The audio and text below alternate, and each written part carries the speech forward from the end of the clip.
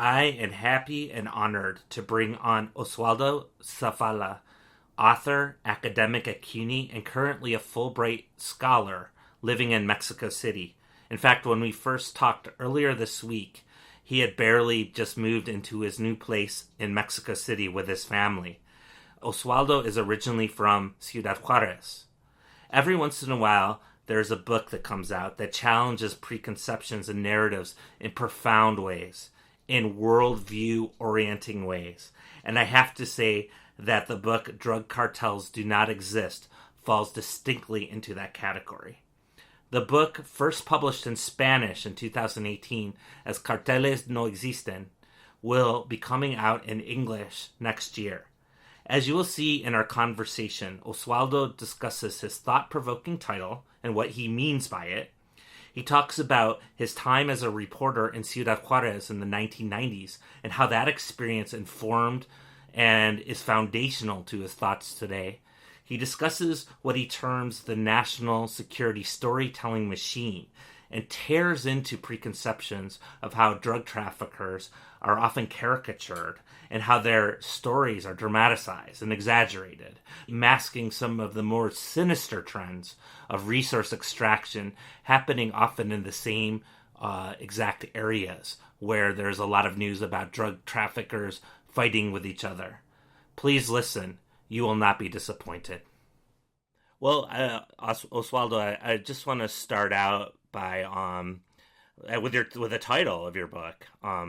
Drug cartels do not exist, and I would love for you to just give a little bit of explanation for that title, because it's a very thought provoking one, especially since we're always told that drug cartels do exist. So could you just explain a little bit about what is behind the title and what the meaning of the title of the book is? Great. No, Drug Cartels Do Not Exist is a book that aims at criticizing the language that we use daily to talk about the phenomenon of drug trafficking.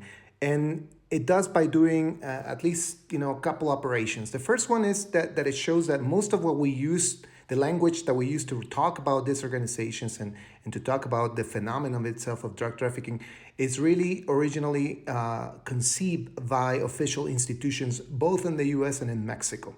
And so by arguing that drug cartels do not exist, what I'm actually trying to put forward as an object of examination is the fact that we talk about a phenomenon that cannot be really understood from direct experience, but actually from the language that was built to conceive of it in the first instance.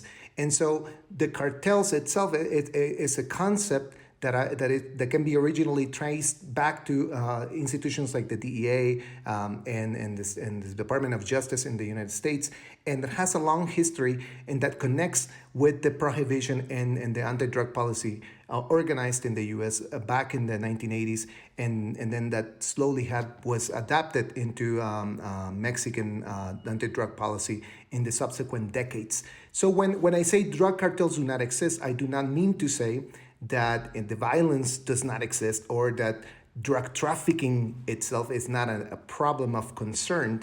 But instead, what I'm hoping to argue is that the language that we use depicts a phenomenon that is not real and that instead has been exaggerated and magnified by official discourse. So we all think of drug cartels as these organizations that are pyramidal, powerful, that are able to expand even beyond Mexico into many countries. Some experts argue that, for example, the Sinaloa cartels has presence in over 100 countries in the world, and that they're able not only to challenge the Mexican state, but also institutions in the planet like Interpol or the DEA or the CIA. And so this imagination that we take at face value as reality, in the end, supplements and contributes to the national security agenda of the United States, and it advances geopolitical objectives from the global north into the global south, and it pushes countries like Mexico or Colombia to increase their spending for the military and to adopt and accept violent and repressive strategies that end up not only hurting society as a whole, of course, but also participating into other objectives that have nothing to do or very little to do with the so-called drug war. For example, one of those being the extractive process that goes on in those areas where the government, Mexican government, and U.S. agencies claim to be fighting drug cartels.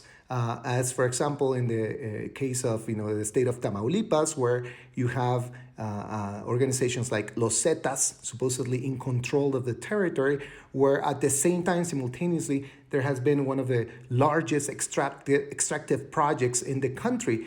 This being, of course, the extraction of natural gas, shale gas, that has been in the making for decades, and in particular during the most brutal years of the drug war. And so, on one hand, that the official discourse that was created in the 1980s to talk about drug trafficking has permeated in society so much that has been conflated with reality, that we think of drug cartels exactly in the same coordinates that official institutions are telling us to. And two, that this discourse justifies, advances, and consolidates U.S. hegemony in countries like Mexico, and that, of course, this also contributes to that same consolidation of Mexican political and business elites in the country. So before you wrote this book, and before you become an academic and you write a lot of essays, but before that you were a reporter, right, in Ciudad Juarez, and I just wanted to hear a little bit about that, especially how that kind of on the ground reporting experience really informed your thinking on these issues today. This is a great question because I was very fortunate to work in El Diario de Juárez, which is the daily newspaper in Ciudad Juárez, right across from El Paso, Texas, at the border. Back in the 1990s, when in the newsroom there were wonderful journalists, young journalists working, many of them who, of course, came to develop their own critical thinking on the drug trade and border issues. And two of them became direct mentors who have a tremendous influence in my work. One of them is Julian Cardona, who unfortunately passed away last year, a wonderful photojournalist who was a longtime collaborator of Charles Bowden in multiple projects, and who in his own developed a critical understanding of the border. And the other one being Ignacio Alvarado, an investigative journalist who was actually at the time the chief of the newsroom. And both of them literally came to me, and at some point when I was 19 years old and a young reporter covering border stories, came to me and started helping me understand this phenomenon. The actual title, Drug Cartels Do Not Exist, is something that I heard him say at some point in the newsroom by pointing to the fact that every time we reported on drug organizations or kingpins, etc., we were inadvertently reproducing official discourse, right? So most of the stories that were coming, not only through our newsroom, of course, but to anybody's newsroom, in El Paso and in other border cities, were directly in correspondence with what the DEA or the FBI were telling us, right? So we, in a very critical way, we were not only just reproducing this phenomena, but we were giving them a sort of a real sense or validation that made them not only believable but acceptable to the general public. So the work of journalists back then, and sadly I believe that is still going on in many cases, ends up contributing, validating, making a story sound real. And that, for me, is the most dangerous thing that one can do as a reporter, especially when it comes to drug trafficking. But also, it's a natural thing to do due to the difficulty of covering these stories, right? Of course, it's very difficult to go out on the streets and get a bunch of traffickers on the record, right? It's very difficult to assess critically this reality. And so most reporters depend naturally, logically on unofficial sources. And when they rely so much of their reporting on the spokesman for the DA or an agent telling them something in the background, of course they are appropriating that imaginary, and they're transmitting that and organizing it as a narrative that ends up, of course, validating an official agenda. And so this experience in the 1990s was crucial because these reporters, of course, to the extent that it made our work a lot more difficult, we try to separate ourselves from official institutions. Now, of course, we would still come to the spokesman and try to get a soundbite or some sort of a citation. But once you start organizing the story, we made it a point not to accept a lot of this vocabulary or the understanding they were telling us about these organizations. One of the examples I can give you comes to when the moment when in the 1990s, around 1995, the Office for Drug Control Policy in the White House organized this encounter at the U.S.-Mexico border, with Janet Reno, then the Attorney General of the U.S. This is, of course, during the Clinton years, and the Mexican counterparts. And they started suddenly talking about the Juarez cartel, as the new kind of like national security threat. And when you go back in time and you see how this almost like a media campaign began, you can quickly trace it, especially to official institutions arguing suddenly out of the blue that Amado Carrillo, had kind of taken the throne, right? And was now, the main drug lord to look after. And there's a big story that came out in 1995 at the New York Times exposing, the new drug bosses.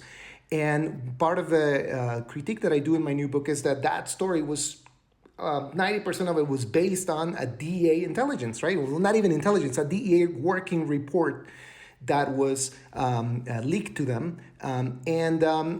That story with, this official encounters, with Mexican authorities, then the FBI also releasing more information about Amado Carrillo, created this, narrative that, in a year, kind of quickly took its own force. And we were all suddenly thinking that the Juarez cartel was, in fact, the largest drug organization in the country.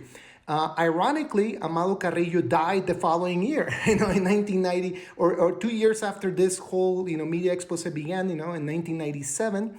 And so one lesson to draw from this epoch is that very quickly, they started replacing one trafficker with the other, and this long stories, replaceable names and faces and even organizations just quickly, took its own speed, right? And so, if you move forward in the following years, suddenly you can get very quickly dazzled and confused, by the endless number names and I guess attributes of these organizations, and so part of the thing that to consider when you think of drug trafficking is that you're really looking at a narrative machine, a storytelling machine that seems to no end, that endlessly repeats and combines names and even brings back from the past traffickers that were long forgotten and suddenly come back to full force, like the case of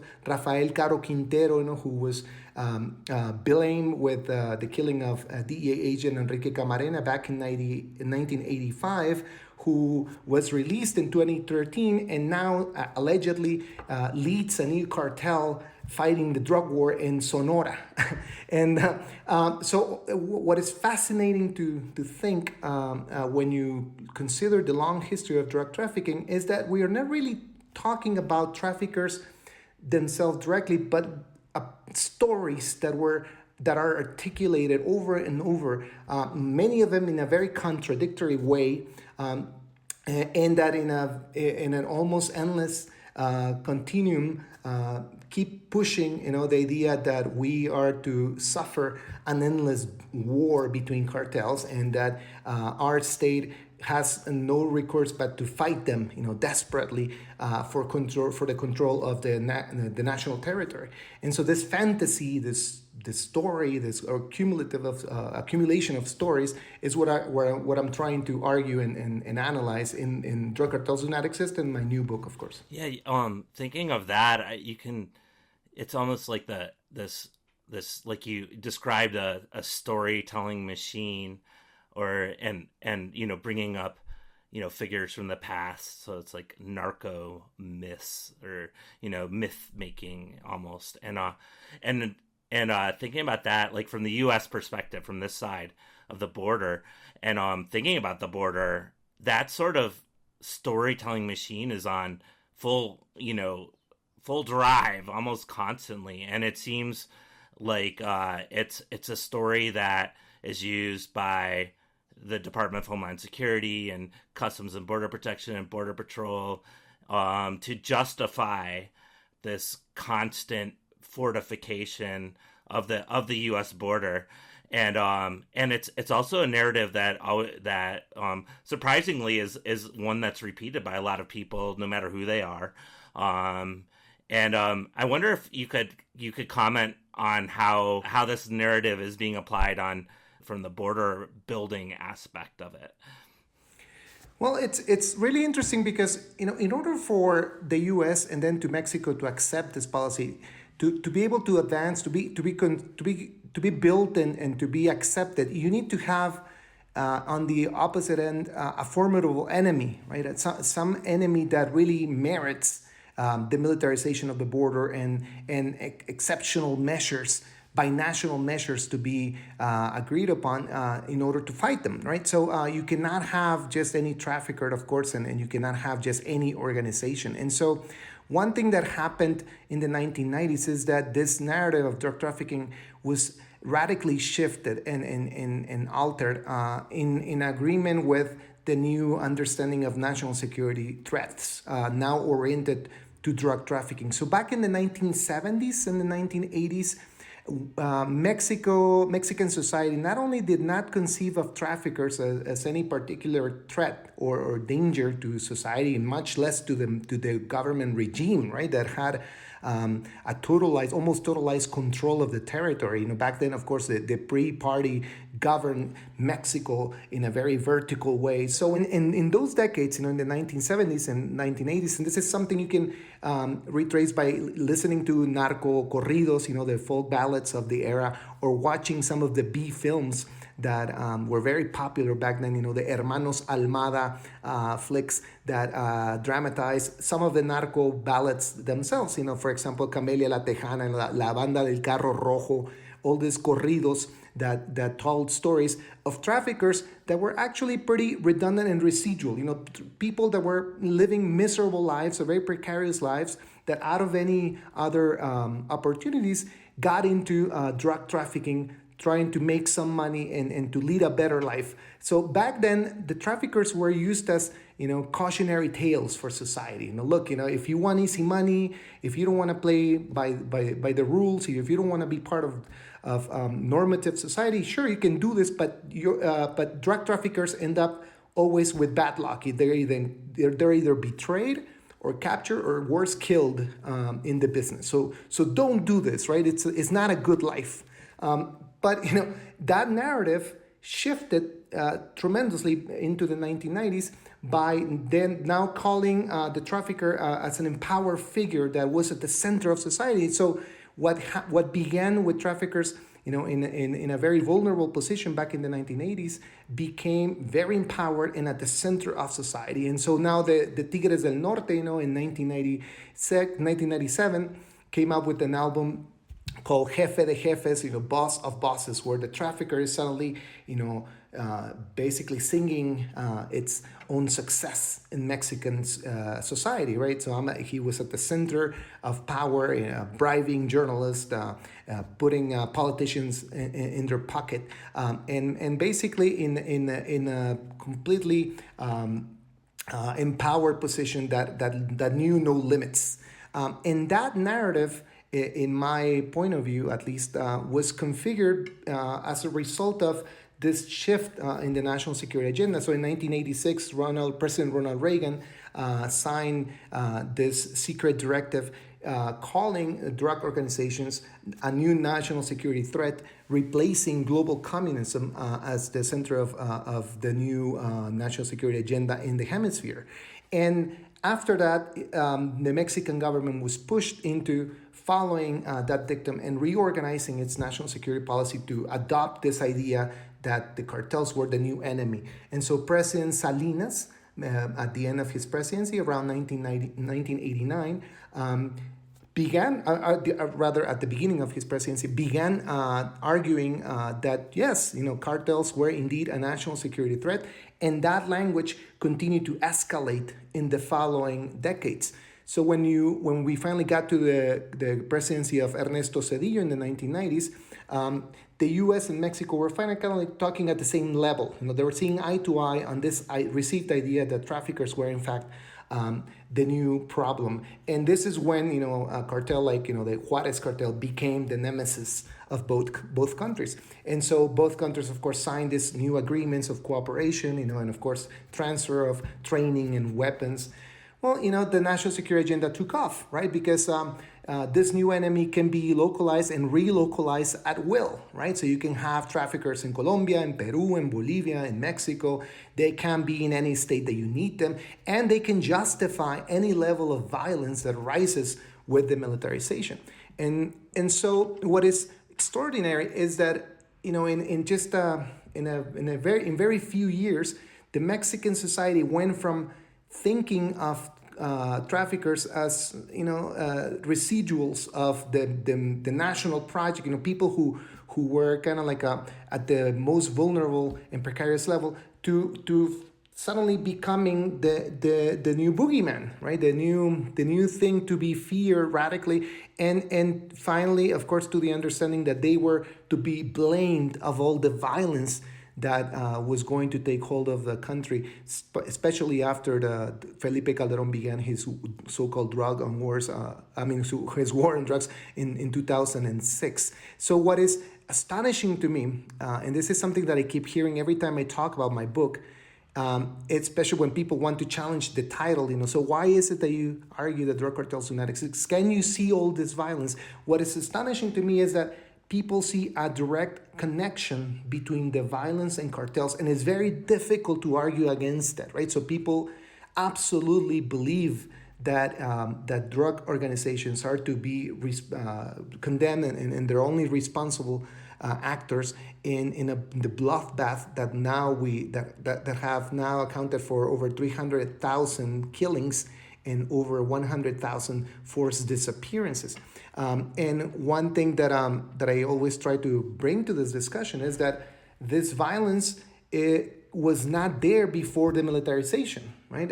So if we look back into the decades before the military started patrolling the streets and occupying the place of the federal police, what you see is that the decade prior to the so-called war on drugs, the Mexican National Murder Index was actually coming down.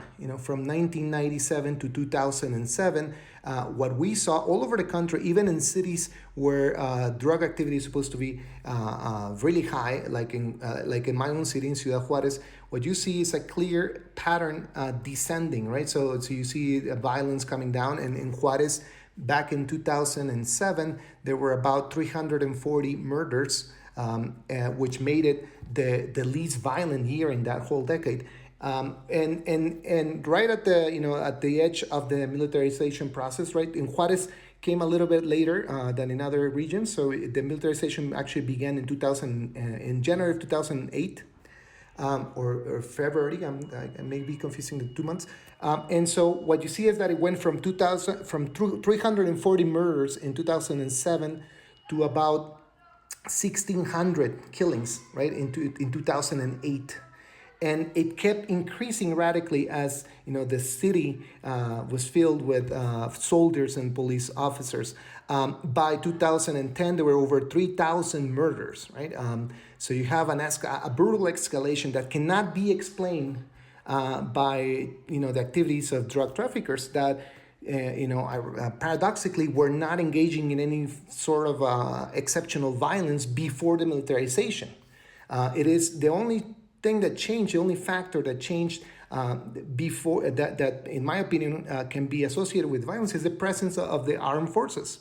And the same phenomenon was replicated in Tamaulipas, in Guerrero, in Michoacan. And there are already a couple studies that show that there's a direct correlation between the violence and the presence of the armed forces in Mexico. That I don't know how much that point that you just brought up needs to be underscored, right? The idea that this remarkable amount of violence that you hear about with Mexico constantly really was unleashed with the war, I guess you call it, the military operations, the war on drug operations.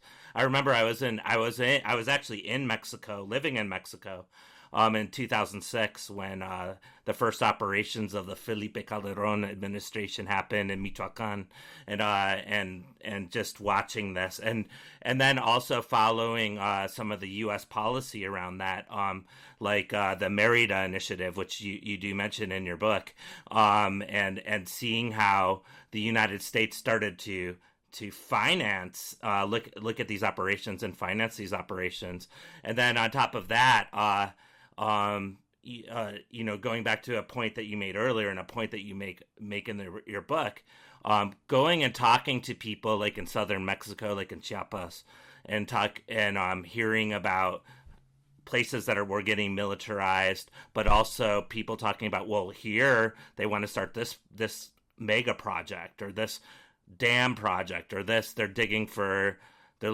some sort of natural wealth here, the sort of connections between this upsurge of militarization and this idea of going after different areas. So I looking at all those, so my question to you is, when you hear about, like, part of it is that you write about in your book is that the drug war is so caricatured, like it's the people are like there's a certain, like Chapo Guzman, there's a certain, he's got to be this, he's wearing gold chains, as shooting like silver bullets from golden pistols or whatever. But in reality, what is this drug war? If you take apart the veils of all these like kind of superficial elements that were constantly being reproduced to us, but you break them away and start looking at, what is it? What do you think are the important points that people should see of what this thing actually is? Well, I mean, I think we need to first consider that even though we're constantly bombed with information telling us that the drug cartels and their activities are very valuable and they create a multi-billion-dollar industry, the actual figures do not reflect that, right? And once you start really looking at how much drug activities pay, does not really amount. It's not even comparable to the vast fortunes that are drawn from extractivism, right? And so one thing that I always keep in mind when I think of drug trafficking is, for example, that El Chapo Guzman, when he was finally judged in New York City, in this process that was dubbed the trial of the century, right?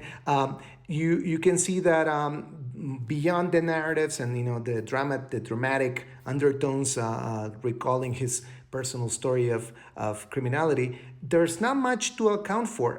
He was allegedly responsible for about $14 billion in profits for about 20 years as the head of the Sinaloa cartel. And of course, this is what the DA argued, right? By pulling together, almost like the receipts of, drug seizures or money seizures in that long history, about 2 decades.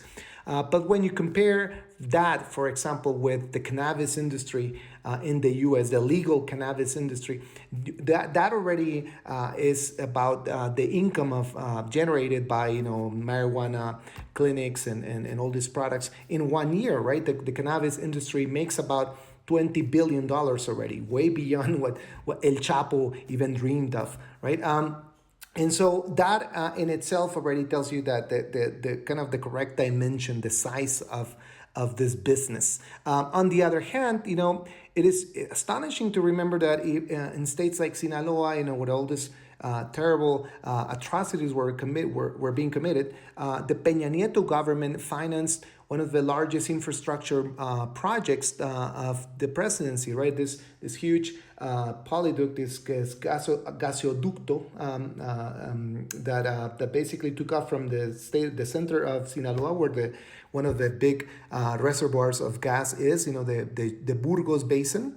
That I think it's the fourth or the fifth largest gas reserve of the world, and this duct, this pipeline goes from Tamaulipas all across Mexico, northern Mexico, and into California. And one of the big companies that was involved in this project was Sempra Energy, this company based in California, that not only had to bribe and deal with many different local governments for different claims of illegality in the development of this pipeline, but that it ended up actually bringing into its board Mexican officials, right, from previous governments that facilitated a lot of the business dealings to make this possible. So what is incredible, right, is that most of the attention in national media was focused on the so-called drug war and Los Zetas, horrifying everybody and causing all this damage.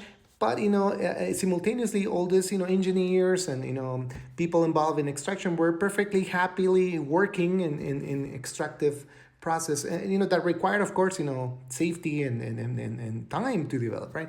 And so that same model, I believe, is happening in many other places. Right now, I think most of the attention should be focused on the state of Sonora, where a new lithium reserve it's been explored, and if it proves to be the size that they're expecting, it should be a reserve even larger than the one in Bolivia, right?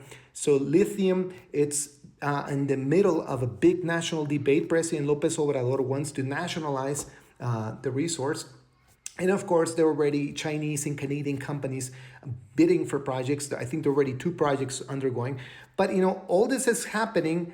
While all this is happening, we keep hearing of, drug cartels fighting for the turf, fighting for the plaza.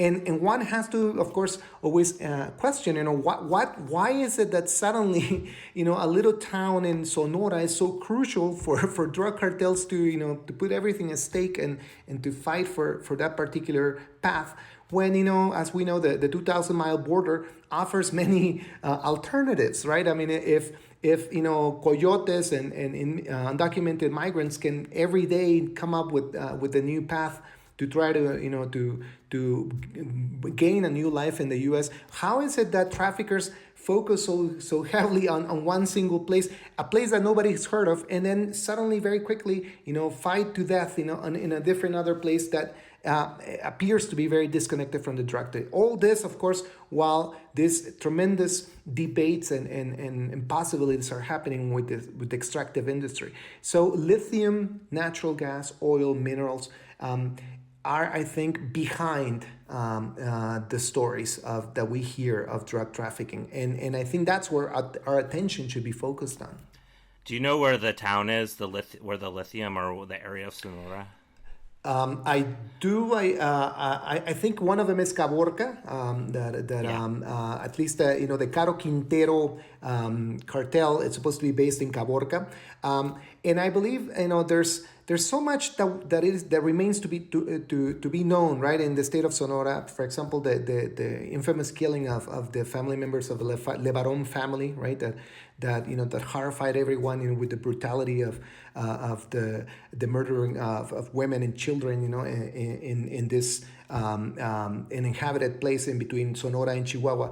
Of course, was narrativized as a drug crime, right? As drug organizations, sending some form of message.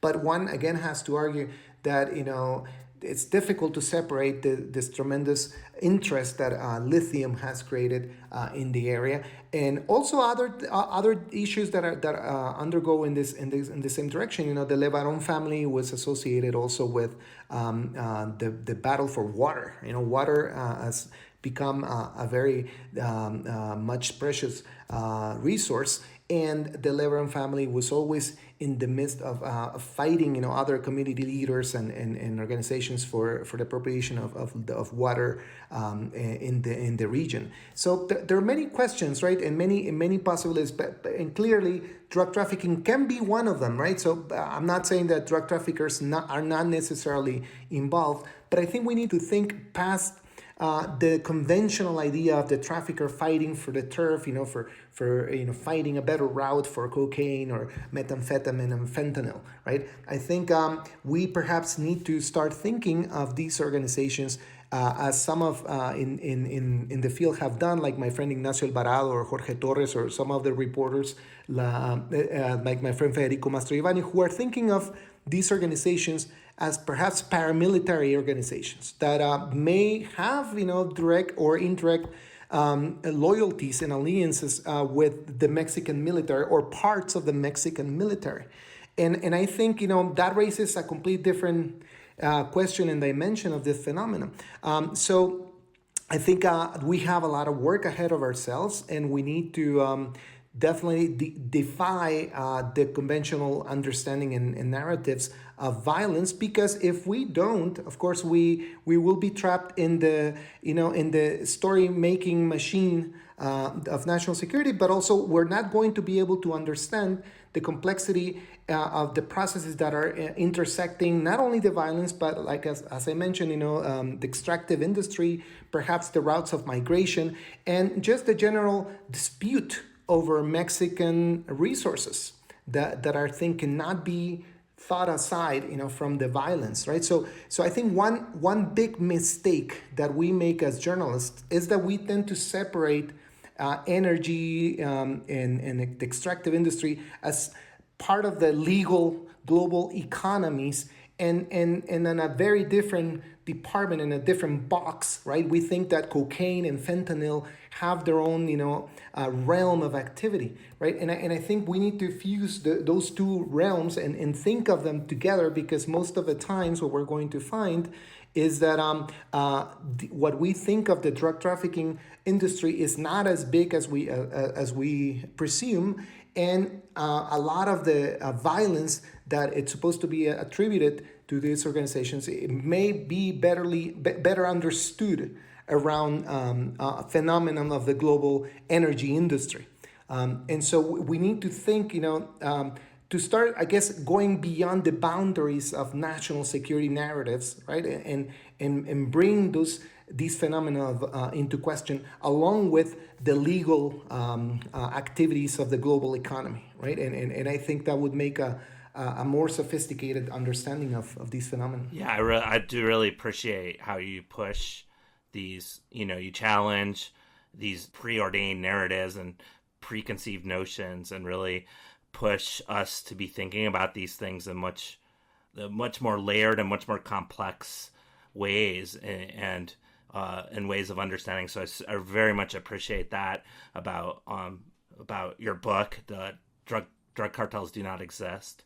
And as I understand it, you're going to be you'll have a new book coming out. By the way, The Drug Cartels Do Not Exist will be coming out in English next year. And then on top of that, you have another book coming out. Well, can you explain what this new book is just in a couple minutes? And Sure. So drug cartels do not exist. Try to point out to the fact that what we think of drug cartels really comes from official institutions by adopting and putting into circulation an official language that was not really a direct reflection on traffickers themselves, but on the institutions organizing the prohibition and then the militarization in Mexico and in other countries like Colombia. But then my new book tries to then trace the history of this language in a chronological perspective, right? So what I do is to go now, not after the lives of traffickers and the historical appearance of the Sinaloa cartel or the Gulf cartel, Los Zetas, or any of these organizations, but rather to try to focus on the official language that started naming these organizations and that started assessing the threat level that this trafficker supposedly cause in society. So what I do is I explore archives, national archives, both in Mexico and the U.S., newspaper archives, and of course the statements that were produced in different eras, trying to show that what we think and we think we know about drug traffickers has changed since the 1970s until now in a very contradictory and discontinuous way. So I first focus on the 1975 binational militarization of the so-called Golden Triangle in Sinaloa, Chihuahua, and Durango that was called the Operation Condor, that basically brought together for the first time the two countries to eradicate poppy and marijuana fields especially in the mountains of Sinaloa. And instead of seeing this as the beginning of the drug war, what I tried to show is that it's part of a long history of inserting the military in a phenomenon that was, for the most part, driven by peasants, by poor people trying to find a living, and that it unleashed this tremendous violence that was later organized and brought together by the Mexican government with the help of the U.S. for profit and for other political purposes. And so instead of thinking, the history of how these organizations were created and empowered across the decades, what I wish to show is that it is the language itself that has been radicalized throughout history. So what started first as naming these traffickers as a threat to health, as they did back in the 80s, for the children's sake, that the drugs were a danger.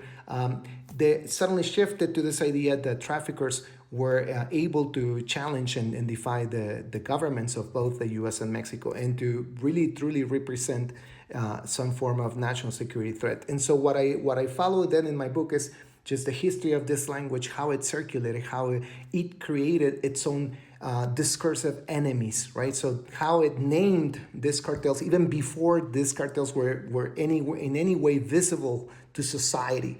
And by magnifying and exaggerating the history of these organizations, they have been able, of course, to push and divest official spending into the military, into corporations, the circulation of weapons, and of course, to just simply make the common public accept the violence of these strategies and to normalize the violence that it ensued. What I hope to do is to go beyond the idea of drug trafficking as a problem and to focus on the national security agenda in general of the United States that keeps naming and producing new enemies. Sadly, as we know, right now, one of those new enemies that have taken that has occupied now the center of debates in Mexico and the United States is, of course, immigration, right? And how even the progressive government of President López Obrador has adopted this radical anti-immigrant stance, perhaps trying to win the favor of the U.S. government, but also because I believe it understands that it's a politically productive policy.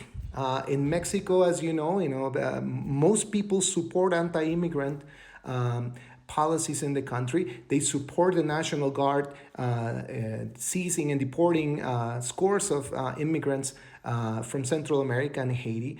And in this way, I believe the Mexican government has just placed itself expectantly in the global phenomena of what Jeff Halpern called the war against the people, right? This planetary angst that pushes and justifies the militarization from the global north to the global south, and in which Mexico is not any different from what perhaps Israel is doing in Palestine, and what the U.S. is doing against just the entire hemisphere. So what is extraordinary then is to understand that this is not really the story of bad drug traffickers and good cops, but rather of a paradigm, of a form of government that has unleashed, this global war against, communities, precarious people, sectors of society that are used and objectified for the purposes of expanding military expenditure and control, and to implant in society this repressive understanding of enemies to be fought, that leave no room for real progressive policies, and of course for bringing government structure to alleviate global injustice. So I think in the end, our common enemy is not only not correctly depicted in the body of a drug trafficker, but it's actually a discourse, right? An idea that originated perhaps in 1947 when the U.S. passed the National Security Act, and when it tried to create this global platform for narrating and re-narrating enemies that were to be shared with the allies of the U.S. So I hope that in the end we as a society take a critical understanding of that platform itself, right, and to start rejecting the enemies that keep coming out of it, trying to, instead of to position the idea that our government, of course, not only should represent us democratically, but should represent welfare of the people, not security. And I think this very pernicious, violent sense of security that has colonized most of our government institutions. And so I believe that's, I guess, perhaps the real main agenda for the future. Thank you. I really look forward to this new book too when it comes out. It seems like, or it will be, an invaluable contribution.